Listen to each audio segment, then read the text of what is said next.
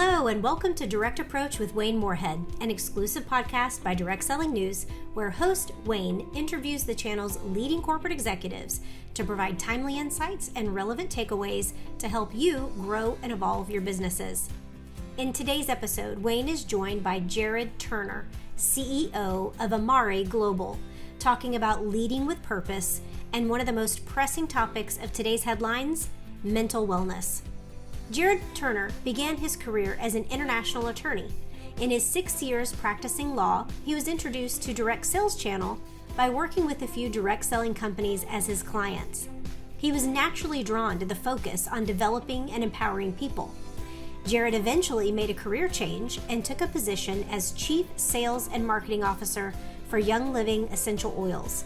Over the next 8 years, he rose to the role of President and Chief Operating Officer and took the company from a $200 million business to more than a $2 billion company. However, a self-proclaimed workaholic, combined with the massive efforts over the course of those 8 years, while extremely impressive, took a significant toll on his personal wellness. In 2021, he discovered Amare Global.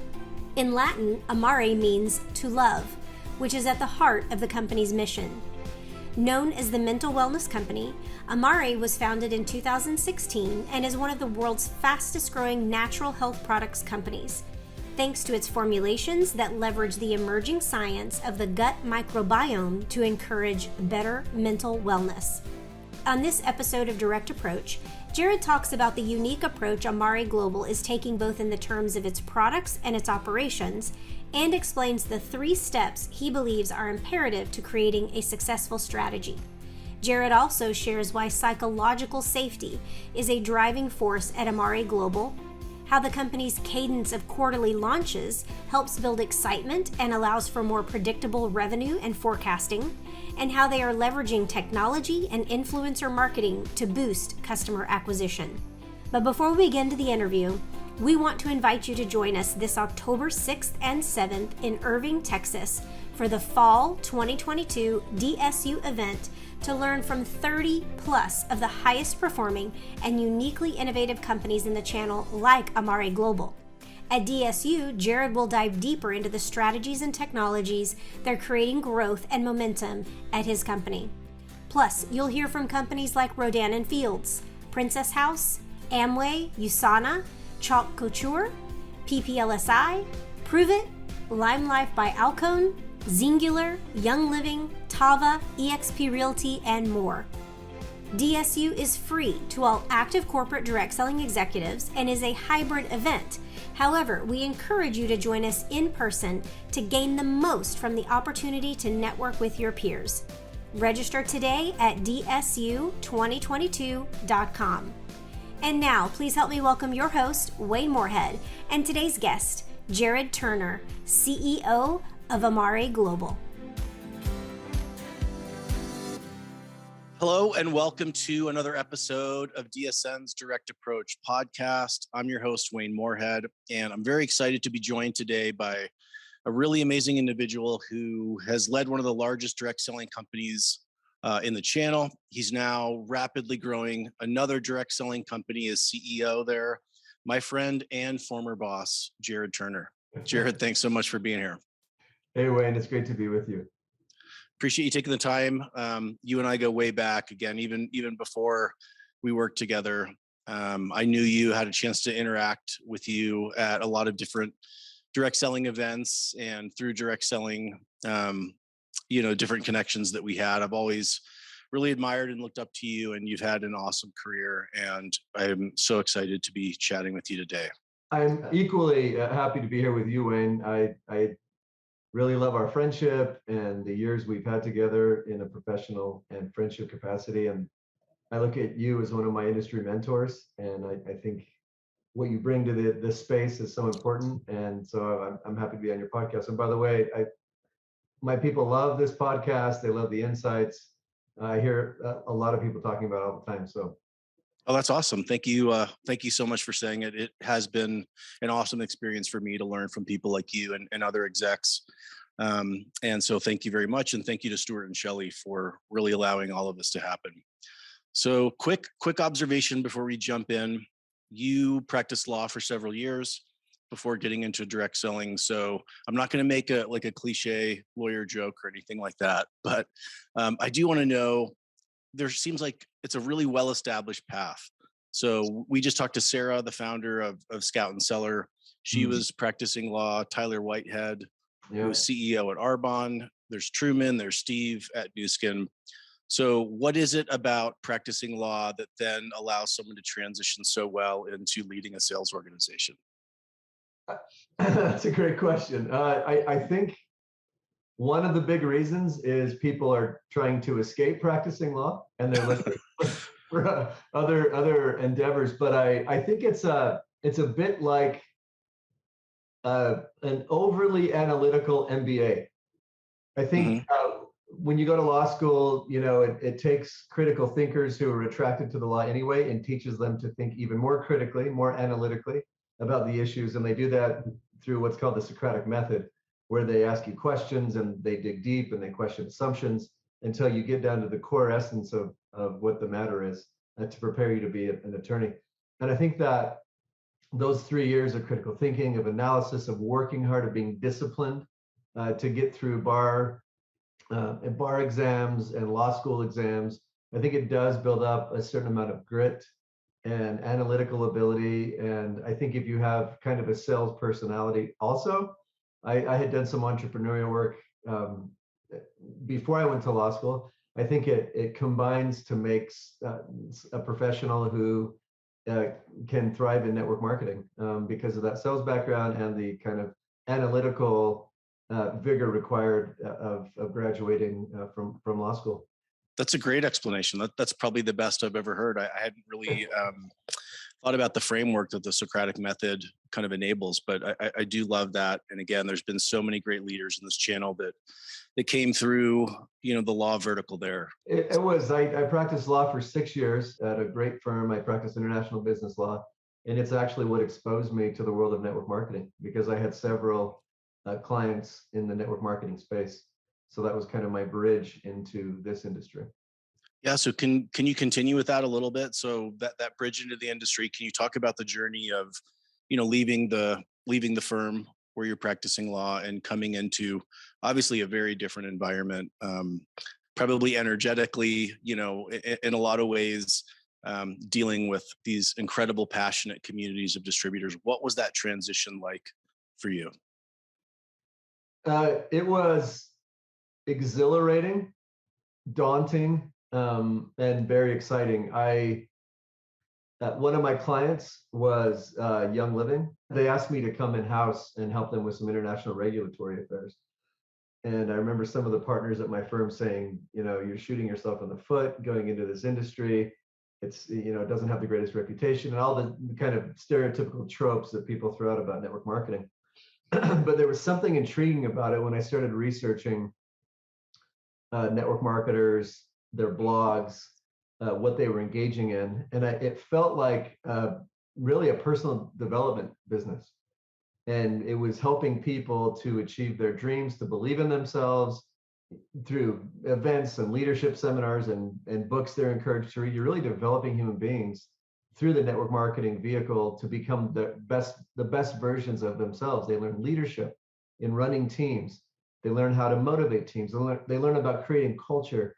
And it was so intriguing, that concept to me, that I decided to take that entrepreneurial jump and did it. And I joined Young Living 10 years ago, and it began the adventure of a lifetime at that company. That's incredible. I love your explanation and kind of what drove you. It is, direct selling is about so much more than just selling products. It is about people. We really are in the people business, helping people evolve, grow, elevate their lives. And that's one of the things that I've loved the most about the channel as well. And I'm glad that you were so impressed and moved by it as well. And I know, it really was an adventure for you there, like literally speaking, working so closely with the founder there. I know that you traveled around the world, visited farms, were in pretty amazing remote locations and got to learn the business, the company, the brand at a really intimate level from the founder. And I know that was really cool and important to you. as part of that, you were part of a really incredible growth story. One of the most, I think, incredible in direct selling. You were part of the team that was able to grow the company. I believe, so this is my words. You don't have to, you don't have to confirm or deny, but I think it was about $100 million, and then helped grow that with the team to about $2 billion. So after such an incredible achievement, incredible success, what was it that drove you to take the helm at another direct selling company? What was that kind of motivation? I was there for about 8 years, and we accomplished that, like you said, with an amazing team and with the founders over 8 years, which was just crazy momentum the entire time. We were pioneering a new category in essential oils, and it was a new space in the world. People loved it. They embraced it. Holistic healing, seeking alternative healing remedies. And I think we really struck a nerve with the population, with the public, and they loved it. They embraced it. I had an amazing time with Gary. He's my greatest mentor. Gary Young is the founder of Young Living. He's my greatest mentor in the network marketing space. And like you say, we had amazing adventures all over the world, sourcing oils from the Himalayas to the Andes and building out these farms everywhere and working with amazing people like you, Wayne. And I feel like we really were the pioneers and created a movement in essential oils that was quite remarkable. The problem with me, though, was I was an absolute workaholic and worked too much, too hard, was too driven to accomplish the objectives that Gary wanted us to and that we wanted to ourselves. We felt like the time was right, and we felt like we had first mover advantage in the marketplace, and we wanted to take advantage of that. We wanted to get into these markets before other competitors did, and so we were working around the clock, and we met a lot of those expectations. But in the process, I lost sight of myself. I didn't prioritize myself. I didn't engage in self-care myself. And when you don't do those things, when you're not balanced yourself, that bleeds out of you. And at the end of my time there, I felt like I was metal on metal, so to speak, where my stress resilience had plummeted.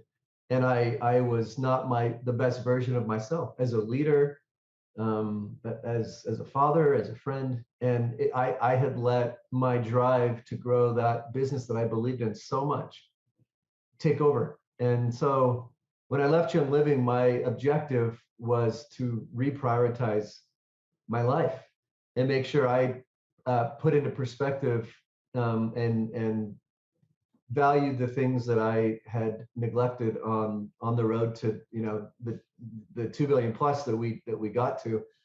And so I got recruited. Headhunters started calling me from large, well-known companies in network marketing, and I said no to everybody.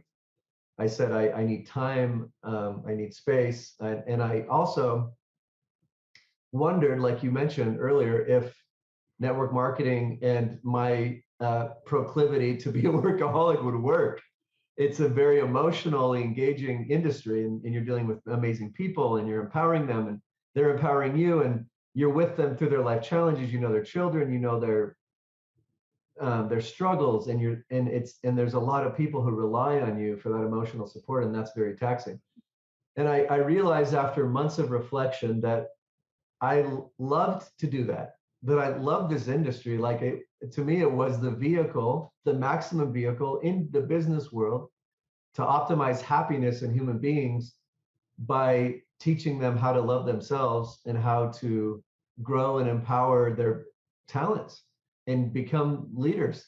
And so I got a call from a headhunter one day, and she told me about a company called Love. And my company is called Amare Global, and Amare is Latin for to love. And I had never heard of this company. It was based in Irvine, California. And I threw a Google on it just to see what this was all about. What company is brazen enough to call itself Love? Like, was that a real thing? Was it a gimmick? Was it cheesy? You know, what is this? I was super curious. And so I spoke to the headhunter. She told me about the company. I researched the founder, HipTran. I looked at, kind of like I did with Young Living, I looked at the distributors. I watched their social media, and I was intrigued. It felt very similar to what my prior experience had been. It was a pioneering company in mental wellness, and Amare has trademarked the mental wellness company. And they hadn't come from any other company. It was a businessman who had his own challenges with mental wellness, and he wanted to help other people. And so he started a network marketing company. And so I was intrigued by that. I was intrigued by the category of mental wellness. It felt like a new category, and coming out of the pandemic, it felt like something people needed, products and programs, and a community that would support mental wellness in a new way. And so I flew out to Irvine. I met the founder on his back porch in a beautiful home overlooking the ocean in Newport. And I tell people I feel like he orchestrated some like blue whales breaching in the water and some dolphins spinning and a sunset. It was a beautiful setting, and he shared with me his story, a very vulnerable story about his past, his challenges with mental wellness. And it was disarmingly raw and honest to me. And it allowed me to be vulnerable in exchange.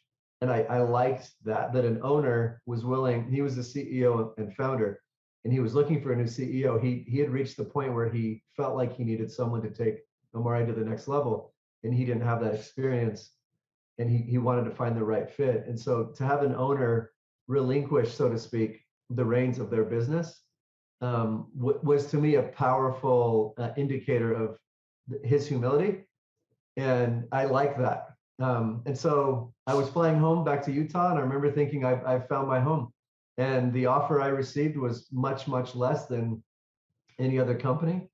And I felt like with my new focus on my new priorities in my life, I could reinvent myself at the company of love. And my children over the last year that I've worked there, so have noticed that I'm more present. My friends, I'm more present. I'm more there.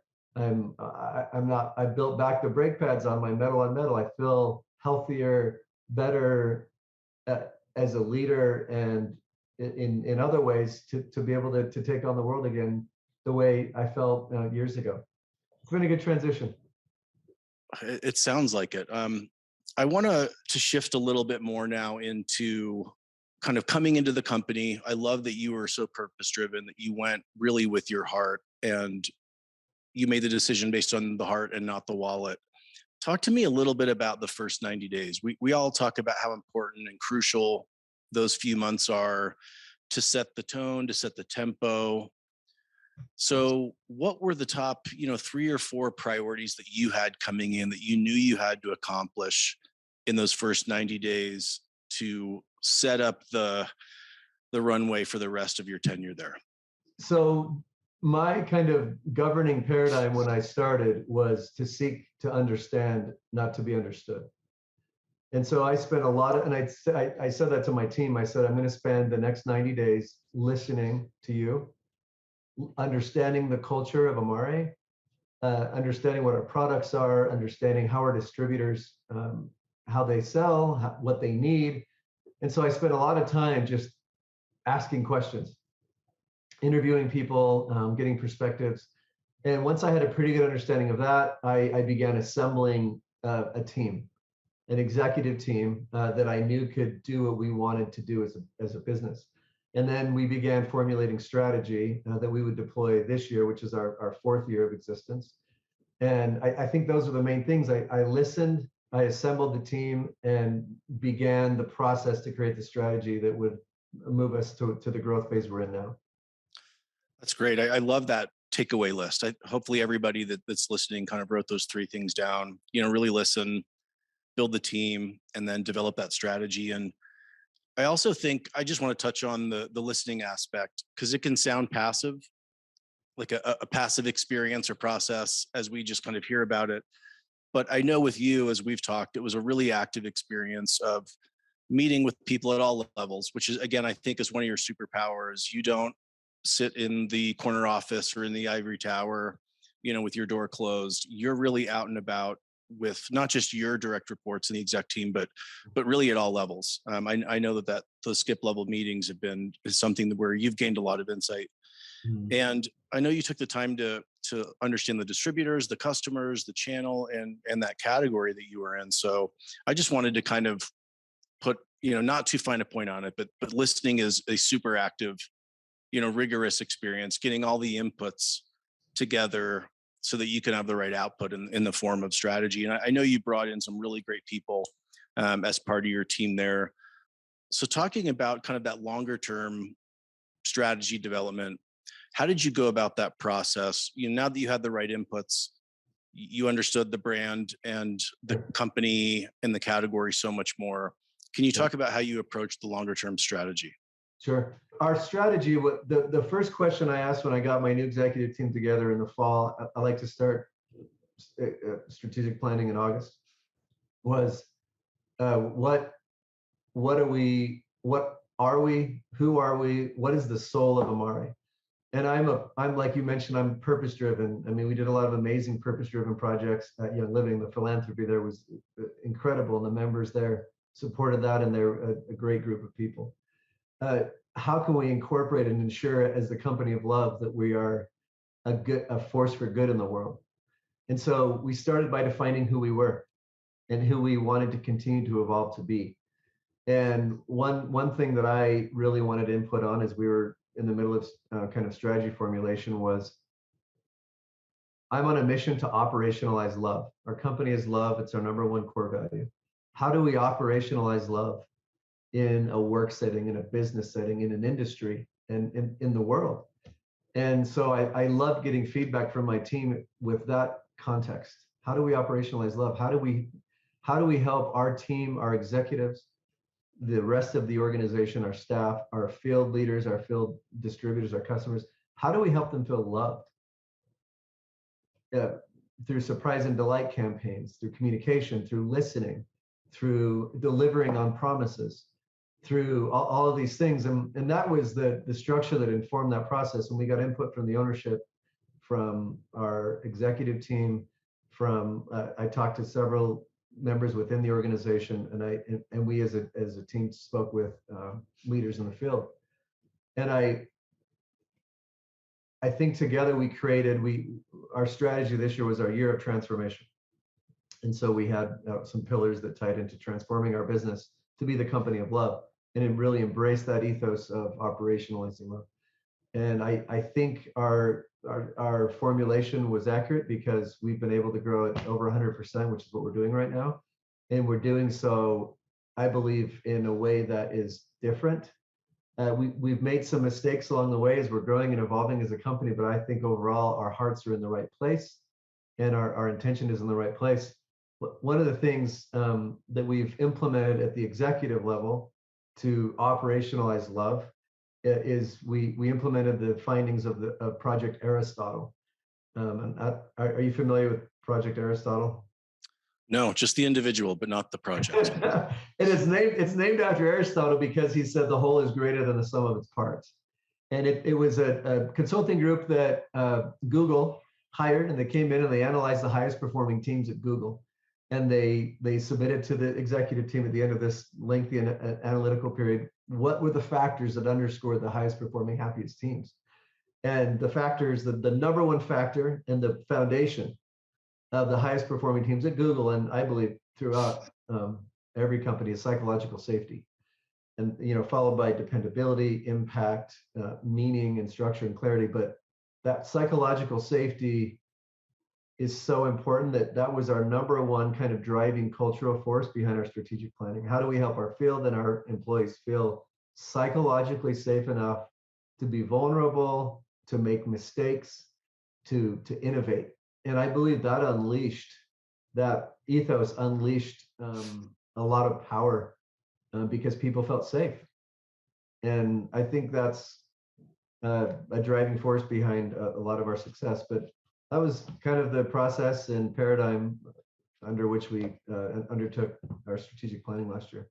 I think that's really powerful, especially the idea around operationalizing.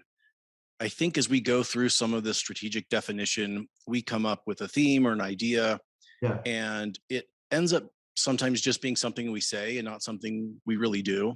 So I think taking the time and making the effort to step back and say, okay, how do we socialize this? How do we turn this into a filter for decision making so that it becomes so every decision going forward just becomes much easier when we know who we are and why we do certain things.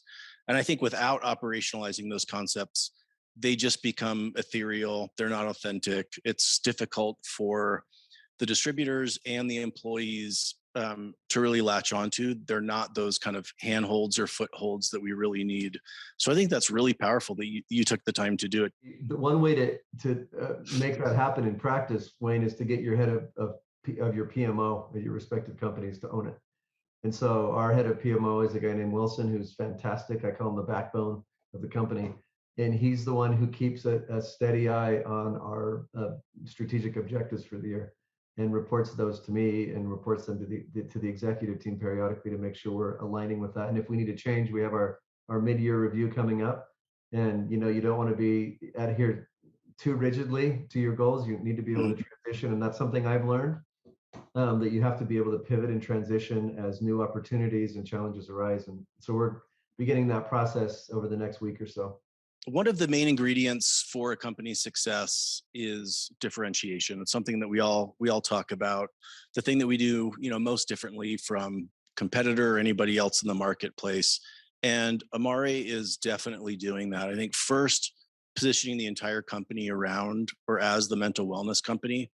It's not something I'd seen in the channel ever. So it was really cool seeing this company doing something very different. And second, also the approach that you're taking of really tackling mental wellness through the gut, through the biome as the delivery mechanism. Can you talk a little bit about the power that comes with having such a focused positioning?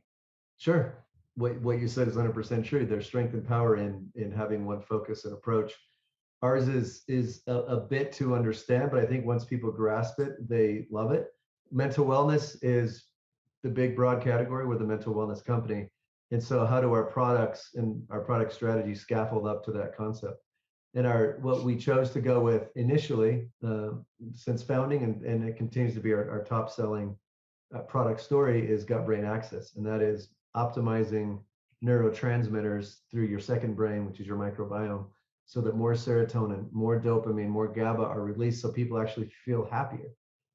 And we call it happiness from the inside out. And one of our marquee kind of product offerings is Happy Juice, where we combine a few different products that optimize these neurotransmitters to help people feel happier. And so that's one component of mental wellness, is obviously feeling more at peace, more connected, and happier. We've launched other products that scaffold up to that. Just last weekend, we launched a new kind of category product tied to sexual health. It balances out hormones. There's a his and a hers product, and it's a kind of a neglected area of mental wellness that we decided to kind of tackle head first. And we've had amazing reception, and it's gone viral, and a lot of people are loving that we've gone there, as the pioneering company in mental wellness. And we've tried to navigate that in a tasteful, kind of sexy way, so people are interested in it and are trying it, and we're seeing amazing results. But I think that as long as we stay true to that kind of mental wellness category and what scaffolds up to that, I think we'll be disciplined enough to continue to grow that category and turn down maybe other line extensions that would deviate from that.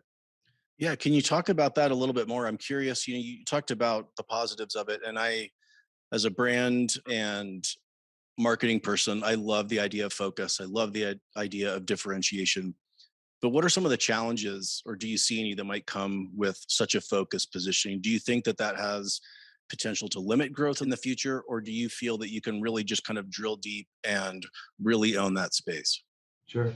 Our analysis has shown that the mental wellness category, which includes supplements, meditation, and other things, is enormous. But that also has downsides. It's enormous, and there's different ways of approaching that. Gut brain axis optimization is also a huge and super exciting category.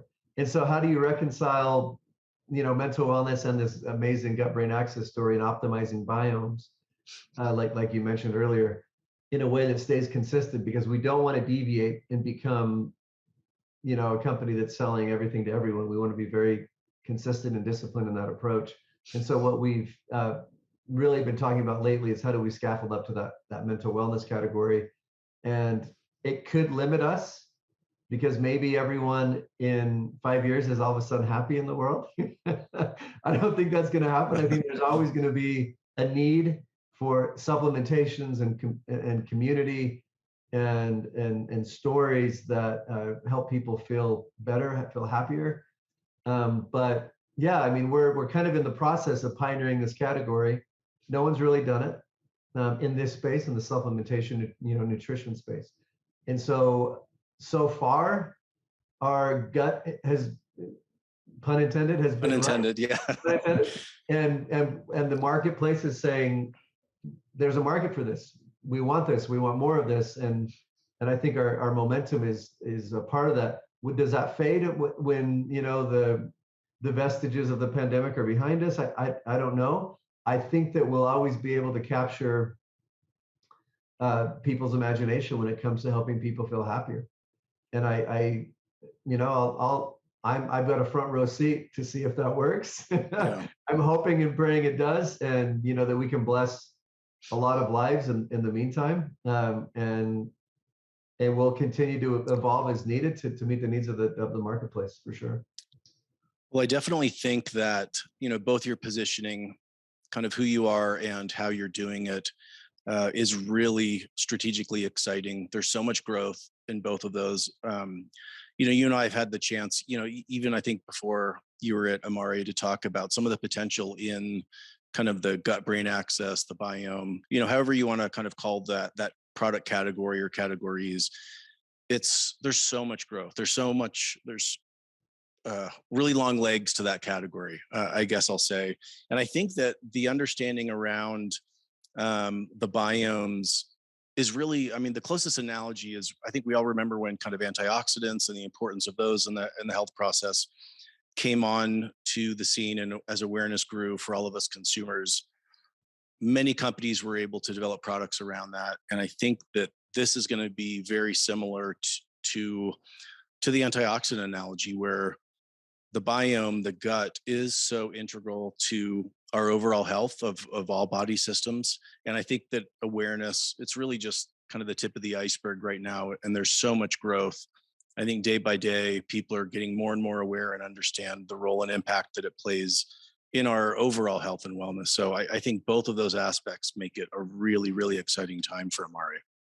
Agreed, 100%. I remember, Wayne, when I first learned about the second brain, I had no idea. Most people have no idea that we actually release neurotransmitters in our gut through our microbiome, and it signals to our brain everything you can think of weight management, emotions, happiness, sadness, all these things can be triggered by the release or non-release of these neurotransmitters from your gut. And to me, that's revolutionary science. Yeah. And I feel like we're on the cutting edge of something really remarkable, similar to Young Living being on the cutting edge of essential oils 10 years ago. And that's exciting to create that category and watch the public embrace that. Absolutely. Well, to that, and as evidence of probably the conversation we just had, Amare has really experienced incredible growth since you joined, over the last year or so. What are some of the main elements that you feel have contributed to that growth in revenue and in momentum? I think our strategic plan was very well thought out, and I think it captured the imagination of our people. At the end of the day, we have to motivate and inspire and create a culture that people want to be a part of and want to share. And I believe, we got back to, we engaged in what we call a transformation tour, and we listed the cities throughout the United States where we would be meeting with people and having events, and reestablishing that event culture, I think, was important coming out of the pandemic, and meeting people, belly to belly and hearing their stories. But I think this concept of operationalizing love and the enthusiasm and happiness that stem from that concept are something that we've really ran with. I think enthusiasm and energy are real feelings. I think they put out powerful vibes. And I think people feel that. And I think it actually helps other people be the same way. And I think if you have the right culture that's emitting at this kind of high frequency, so to speak, of enthusiasm and love, and just, we're going to take the world by storm. We have an exciting story. We have an exciting product line. Our community is amazing. I think people feel that, they sense that. It's the intangible part of network marketing, right? I think emotions are the currency of our industry, and connecting with people's emotions at that level, I think it's so important. So we really engaged in bringing out our authenticity. I've hired an amazing team of executives who are authentic, who, when they speak, it's coming from their hearts. And the executives that were at Amare when I came are the same type of people, authentic, amazing, vulnerable people. And the ownership team is also the same way. And so I think we've assembled the right team to create the right culture that's attractive to other people. And I think that's, at the end of the day, network marketing companies have to offer a value proposition that's attractive, that people want to be a part of, that they're excited to be a part of, that feels magical in a way, that you're part of something important in the world, that you can align your personal ethos and why with what that company is doing, and live your best life as a result of that. And I think we've really endeavored to be as authentic as possible to connect with that feeling with other people. And it started slow. Our first meetings had 100 people, and it was 125, then 150. And it's starting slow, and our social media is starting slow, but the momentum is palpable and it's growing. And we're staying true to that feeling of, we're creating something really tremendous and powerful here. Come and be a part of it. That's great. I have experienced for myself as well. Energy and momentum are very contagious in the most wonderful and positive way. Internally, the field, you get enough energy and excitement going, and it really just charges everybody up to really reach, I think, new levels, new trajectories. We're hearing from more and more companies that they've all realized the importance of really being face to face. Again, kind of that energy that's created at these events. Yeah. And so I know that you and others have really just kind of blanketed your markets and really gotten out there and helped to kind of pass on some of that energy and excitement and momentum. They also talked about the energy around new products. That always gives kind of a great boost to a company, to a field, when there's a new message, a new reason to go back and talk to somebody, especially when it's a new message, like some of the products that you've launched recently. And I also know that the company's done a lot in, kind of along the lines of building awareness for the entire category. So you are in a new category. It's not just about growing your own revenue, but to grow, you have to build the whole category, the whole pie. And I think you guys have done a great job of really getting out there and being advocates for mental wellness, for these products, for the gut brain access. And I think that was a really incredible strategy. Yeah, I appreciate you saying that. It's the cadence of the product launches. So we decided to do a quarterly product launch, 4 products this year, and culminating in our convention in October. And I think that creates some buzz around the slow times of the year, traditionally like summer in network marketing, and allows you to maintain continuous momentum throughout the year. It gives them ongoing good stories to share with their people. They're trying new products. It's exciting. Talk a little bit more about the cadence of your product launches and how that really folds into your strategy.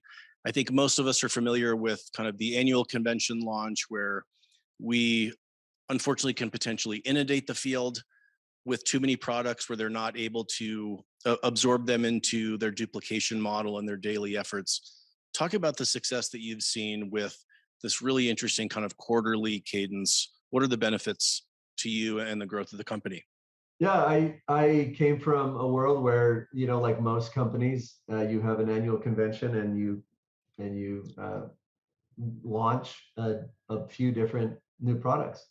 And then the social media blows up, and it's, this, that, the other, and there's like a bunch of different things. It does create a lot of buzz, but it doesn't create a lot of focus. And so our plan this year was to launch on a quarterly cadence, starting with a weight loss product at the beginning of the year to help people's New Year's resolutions. And it gives people a very focused platform augmented by all the surrounding products for 3 months, 4 months. And that's all we talk about. That's we have people testing the product. We allow pre-marketing of the product, teasing of the product, and then the big product launch happens. And it's very exciting and very focused. And then 3 months later, you have something new that augments the first. And then you have something new 3 months after that. And then you get into summer. Even if it's a new flavor, it's something new and different to talk about throughout the year. And then you get into summer, which is traditionally the season of malaise in network marketing. And if you launch something exciting that's relevant to the season, then you flatten out your growth trajectory throughout the summer, and then you culminate in your convention in the fall with one or two product launches. And that's been our plan. And then our subsequent plan for the next years after is to augment those categories that we've launched. So the beginning of the year, you have your weight loss, and anyway, and you go on from there. And it's kept us in a steady momentum growth period throughout the year, which makes forecasting more predictable, which makes revenue more predictable, and it gets your people excited because there's something to look forward to every quarter, and to talk about to their downlines. That, like we always talk about in the industry, distributors need good news. They want to talk about new things, cool things, and we provide that, and I think it's been beneficial this year. I love that. I think that's such a smart approach to balance kind of energy and interest with focus on process. Having kind of both of those simultaneously, I think can generate tremendous outcomes. So again, I'm going to continue to monitor, but I think that's a really smart strategic approach. So what are some of the things that Amare is doing to focus on more of the customer experience? So we've touched on some of the field leaderships, getting out, motivating, training, even on the personal development side. You and I have talked many times about how the channel is changing. There's more of that customer focus. What are some of the things that Amare is doing to really attract and acquire and kind of retain those customers? So we realized that you have to engage with customers, and you have to provide them with an experience on par with other e-commerce retailers, because that's really who you're competing against. So we have we've introduced some tools and programs for customers. One of those is called Amare X, and it's actually a social selling platform. And I think that's essential for network marketing companies, is how do you attract the thought leaders and influencers on social media who then attract the customers? And we did that by creating this Amare X program. And we, if you're a former NFL player, if you're a comedian and you have a huge following, but you don't know how to really get value out of that, and you also don't really want to build a team, right? Right. So what do you do? And so it's a straight, you do X volume, you get X% commission. And so almost more of an affiliate or influencer program. Exactly. And we will build you a customized landing page that has your personality, your product recommendations. So you give your promo code that you make up, and then you send that out, and customers jump onto your page, buy what you recommend. You get a straight commission. They don't have to deal with navigating the network marketing model per se, but the upline still benefits from the volume of that customer acquisition. So we've seen our customer acquisition skyrocket because of that. And I think also facilitating shopping for customers. Our technology group is awesome, and we can pivot really easily. Our upline, our distributor leaders can create a shopping cart, and they can text that to somebody, to a customer, and say, hey, here's some great recommendations. They can order straight from that link. And that has eliminated the need for a customer or even a distributor to navigate through a website to get products that can be a maze sometimes. And so we're trying to eliminate those barriers to entry, have technology solutions and programs that attract customers and facilitate their shopping experience. That's really cool. I love that you guys have really focused on making it easy to buy product. I think that's incredible. I'm curious, with kind of this affiliate approach, the customer focus, how has your field responded kind of culturally? Are they okay with this shift to more of the retail to recruit model versus maybe a former model? Yeah, I think they see it as a special customer acquisition bonus. and they benefit from the volume of those customers that the influencers bring in, which is something they were not able to do before. A lot of companies go out and try to attract influencers, and then the influencer gets to the company, they're like, I don't know what to do. I don't have time to do this. I don't know what to do with these customers. I don't know how the structure works and all that. And so we take all the guesswork out of that so that the distributor can bring on the influencer and set them free to be who they are, and then leverage that influence to build volume for their overall organization, which is what's happening. And so I think they love it.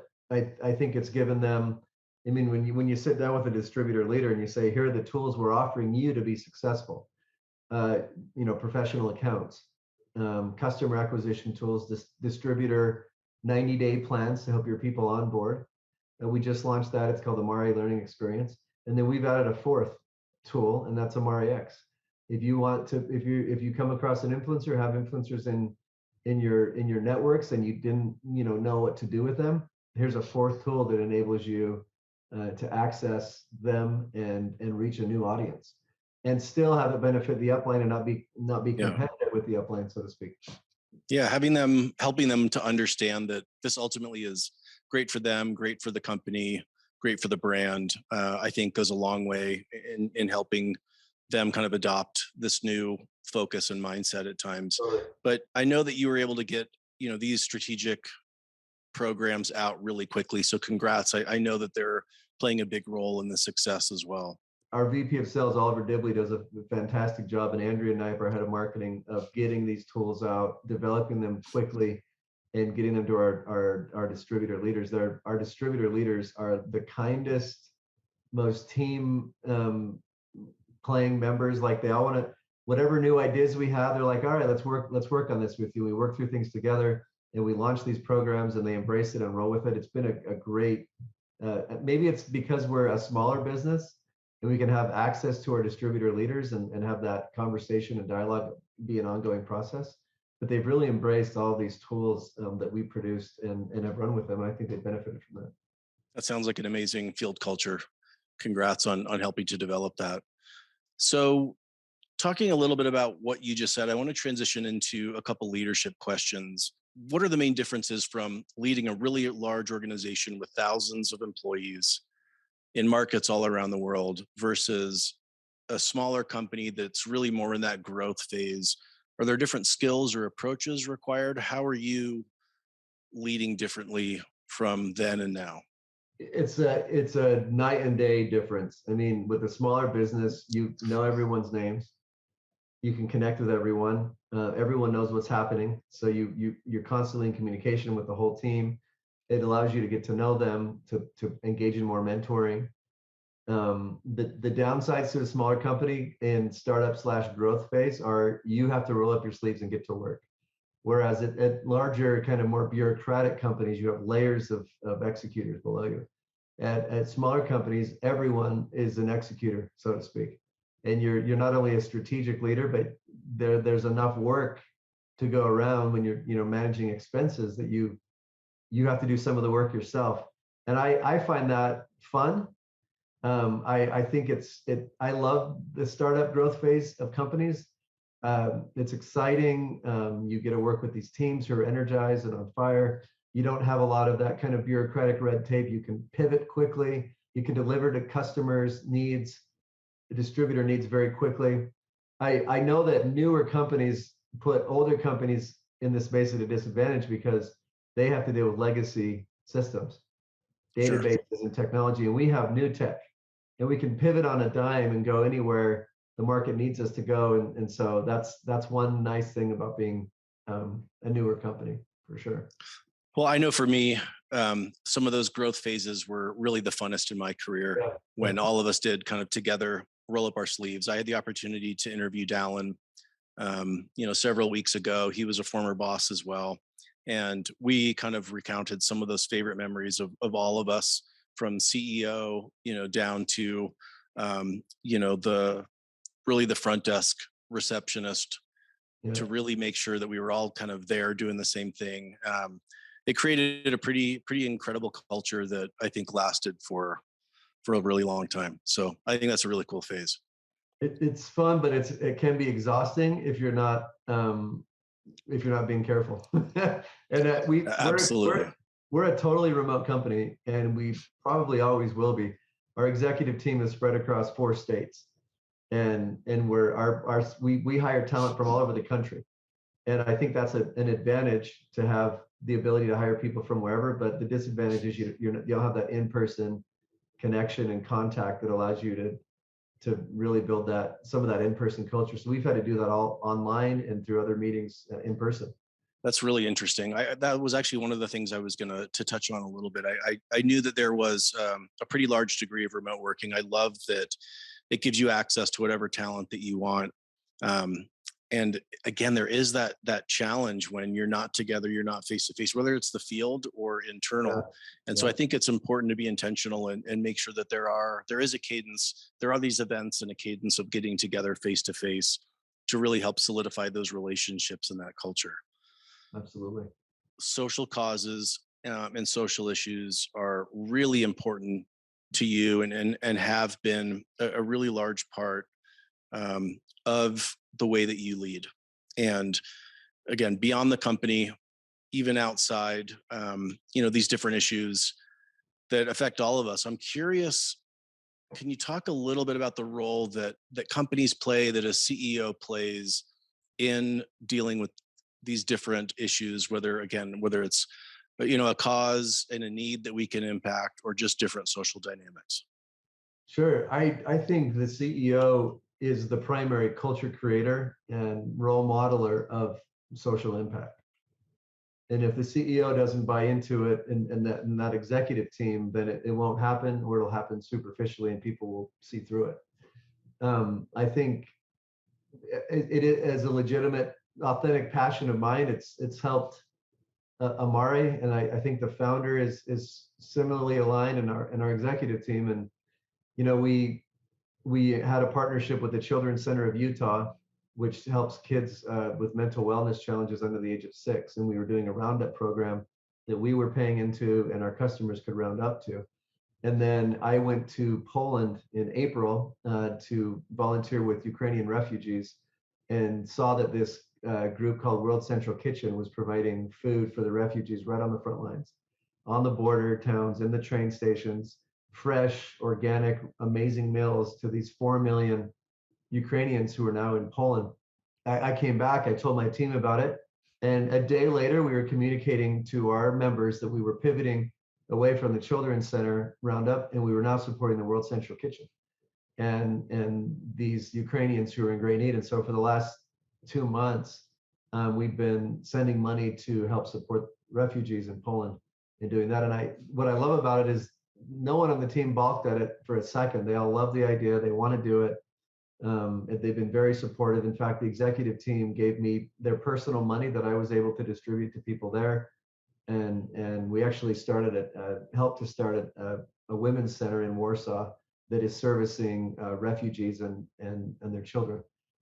And so that was something that I think helps us bring some meaning into what we're doing as a company, and some soul into what we're doing. If we're the company of love, we better manifest that in powerful ways in what we're doing in the world to those who most need it. So yeah, I think number one, every company should have a social impact program, every single company, and it should be meaningful, and there should be real money attached to that, so there's a real difference being made in the world. And the CEO needs to be the biggest driver. Yeah, you can have a philanthropy department, you can have others. Yes, you need all that, but the CEO needs to be the driver of social impact if you really want your distributors and your customers to buy into it, because it infuses their speeches and messages that trickle down to everybody, and creates that culture of we're a service organization, we're going to help people. Our top ranked people are actually called servant leaders. And so it's kind of built into the ethos of the company that we're here to service and help other people. That's awesome. It was really cool, again, personally working with you and seeing how important having a social impact was for you, how hard you pushed. And a lot of times you put a lot on the line personally. And even kind of for the company as well, where you really helped, I think, a lot of us to take a stand and really try to make change in a positive way. And that was one thing that I always admired about your leadership style, was your desire to improve things and really move things forward. So thank you for that, just from my personal experience. Appreciate that. So also, when I worked with you, one of the other things you put a lot of emphasis on was having really great brand experiences, helping the employees, the distributors, to have a deeper understanding of who the brand was, how it was different, what it was all about. There were some mornings when you and I worked together where I would get the early morning text that was, "Hey, wear your jeans and boots. We're going to go down to one of the farms," and then we would go spend the day and work on the farms, and you'd tell us about the company, the projects working there, the founder. What are you doing, and how has that kind of played a role in Amare? What are you doing there at Amare to help bring those brand experiences to the field and to the employees as well? So it's a bit challenging when you're remote, because we actually, we have an office right now in Irvine, and people come and they experience the brand there, but we're actually subleasing that and going fully remote, so we can use those dollars and invest them in tools for our field. I probably wouldn't have a big, huge headquarters anymore. I think we would create a different space that facilitates office sharing and maybe a boardroom. But our brand, because we're mental wellness, we just launched our first mental wellness center, and it's actually at Sean Talbot, our chief science officer, at his home in Plymouth, Massachusetts. And he has a huge facility, and with kind of a bed and breakfast, and people come and they stay, they get all their meals prepared, and for 5 or 7 days they go through a mental wellness kind of training process, and they get a kind of a certificate at the end of that, and it teaches them about how to be centered, how to prioritize, how to engage in self-care, meditation, exercise, supplementation. And I think people really get a feel for who we are when they go through that process and experience that.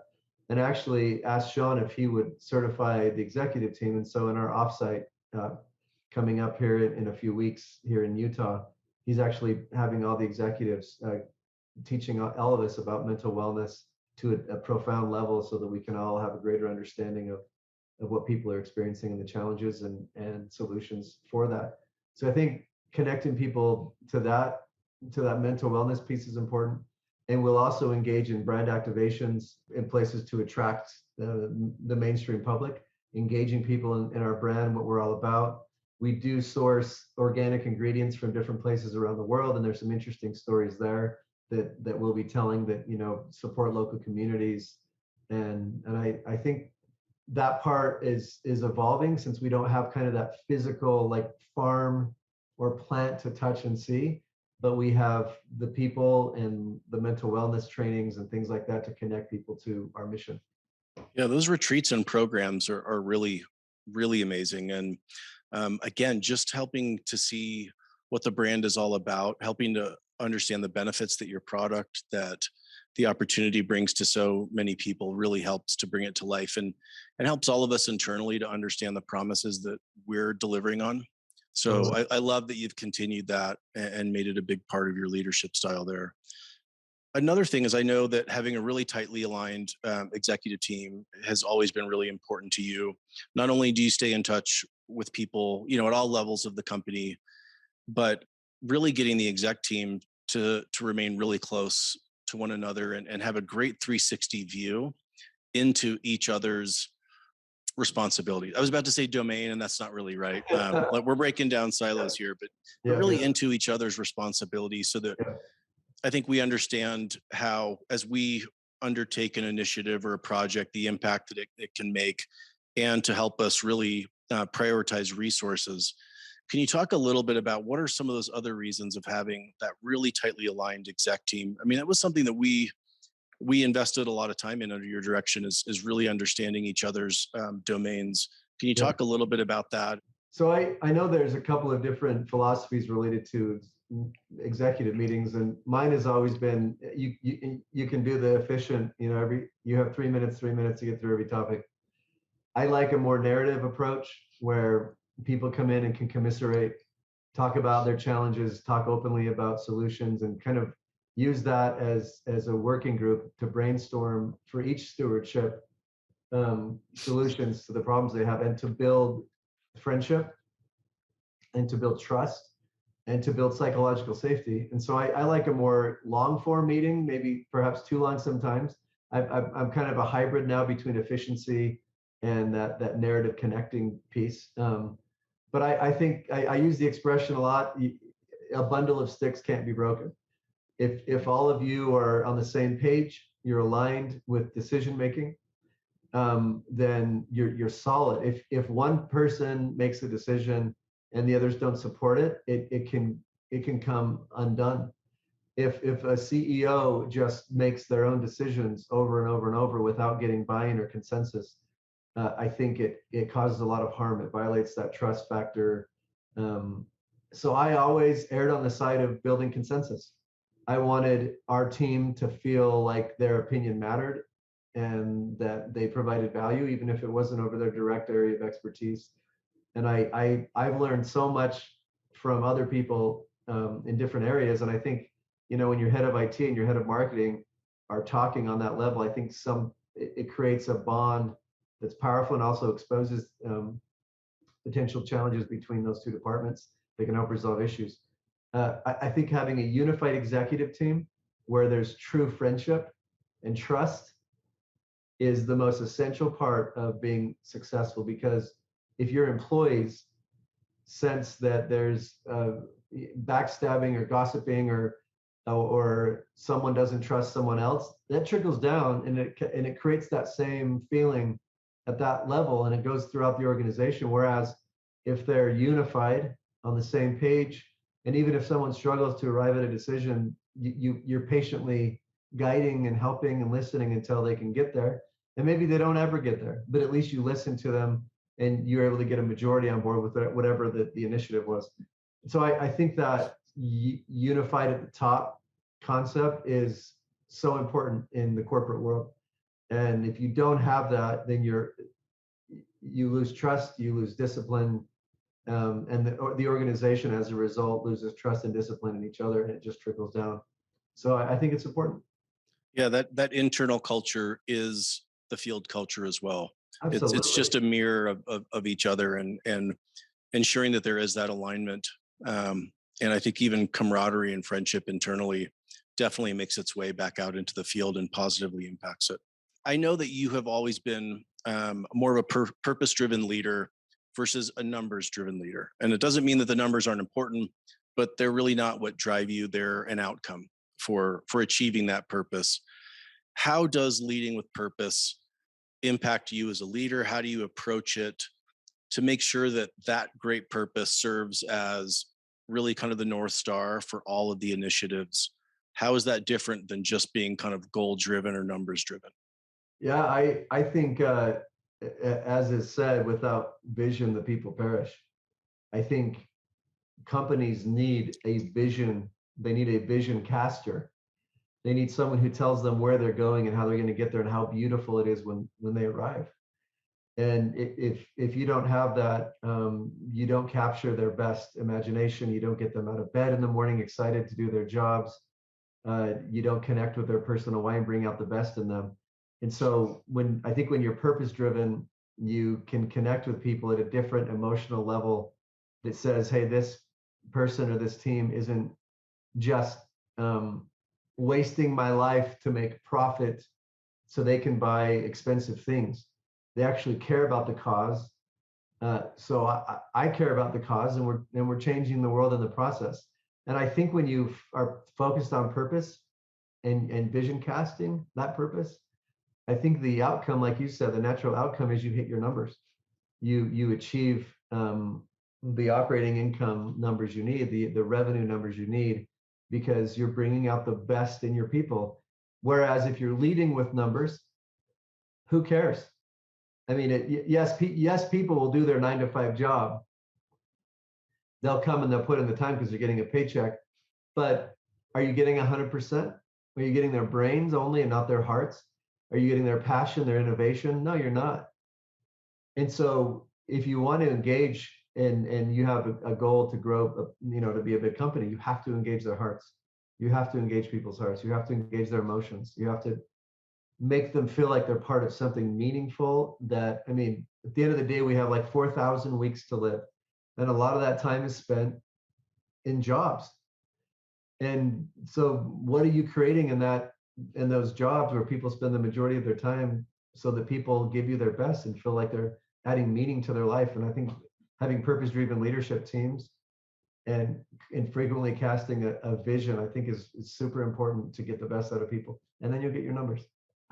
I love that. I think that's a perfect place to end. Jared, I appreciate your time. I've learned so much. Great reminders of being purpose-driven and creating an incredible culture, really leading and building new categories. Appreciate the leadership style you have. I've learned so much from you. And I'm so glad that you're at Amare, and I'm really excited to see what you and the team accomplish there. So please keep us updated on it. Tell everybody there hello for us. Will do. Thank you, Wayne. Thank you so much for tuning in. We invite you to subscribe so that you are the first to know when new episodes are available. And don't forget to register for the Fall Direct Selling University event taking place October 6th and 7th. Go to dsu2022.com to see the lineup of presenters and to register. Thank you for listening and supporting DSN and the Direct Approach podcast.